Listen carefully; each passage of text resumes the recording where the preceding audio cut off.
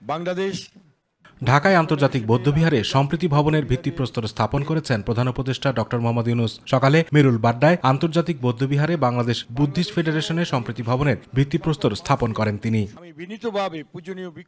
পরে এ উপলক্ষে আয়োজিত অনুষ্ঠানে সেনাবাহিনী প্রধান জেনারেল ওয়াকারুজ্জামান বলেন, দেশের সম্প্রীতি রক্ষা ও পার্বত্য চট্টগ্রামে শান্তি প্রতিষ্ঠায় যা প্রয়োজন করবে সেনাবাহিনী। মতভেদ থাকলেও পারস্পরিক শ্রদ্ধাবোধ বজায় রাখার আহ্বান জানান তিনি। অহিংসবাদ, সম্প্রীতি, মানুষের প্রতি ভালোবাসা, হিংসা বিদ্বেষবিহীন দেশ, এটাই আমরা গড়ে তুলতে চাই এবং আমরা চাই সবাই একসাথে এখানে সুন্দরভাবে বসবাস করব। সেই উদ্দেশ্যেই আমরা সবসময় কাজ করে যাচ্ছি। অনুষ্ঠানে প্রধান অতিথির বক্তব্যে প্রধান উপদেষ্টা অধ্যাপক মোহাম্মদ ইউনূস বলেন, আন্তর্জাতিক বৌদ্ধবিহার বাংলাদেশের সাম্প্রদায়িক সম্প্রীতির এক অন্যতম নিদর্শন। প্রতিষ্ঠার পর থেকেই এটি বৌদ্ধ ধর্মাবলম্বী সহ বাংলাদেশের জাতীয় স্বার্থ সংশ্লিষ্ট বিষয়ে গুরুত্বপূর্ণ ভূমিকা পালন করে আসছে। আগামীকাল পহেলা বৈশাখ আমাদের এই সম্প্রীতির অন্যতম প্রতীক। প্রত্যেকে নিজ নিজ উপায়ে নিজেদের রীতি অনুযায়ী আগামীকালকে উদযাপন করব।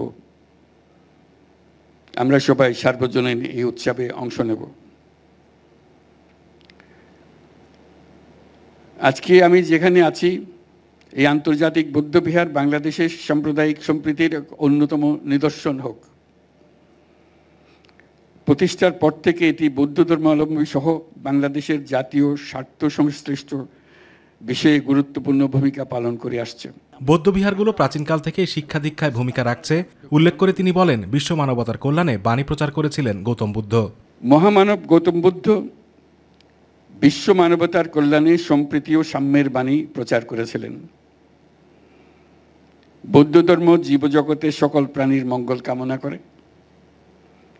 মহামানব বুদ্ধ বলেছেন, শান্তি সুখ থেকে আমরা কাউকে বঞ্চিত করতে পারি না। মতামত, ধর্ম ও রীতিনীতির পার্থক্য থাকলেও সবাই একই পরিবারের সদস্য বলেও মন্তব্য করেন ডক্টর ইউনূস। সম্প্রীতি ও মানবিক কল্যাণে সবাইকে কাজ করার আহ্বানও জানান প্রধান উপদেষ্টা। সুপ্রিয় উপস্থিতি, আমি বরাবরই বলে এসেছি, নানা মত, ধর্ম, রীতিনীতির মধ্যেও আমরা সবাই এক পরিবারের সদস্য।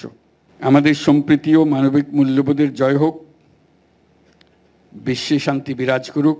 পরে সবাইকে পহেলা বৈশাখের শুভেচ্ছাও জানান ডক্টর মোহাম্মদ ইউনূস। সবাইকে আবারও সালাম ও নববর্ষের অগ্রিম শুভেচ্ছা জানাচ্ছি। শুভ নববর্ষ। মহান আল্লাহ আমাদের সহায় হন।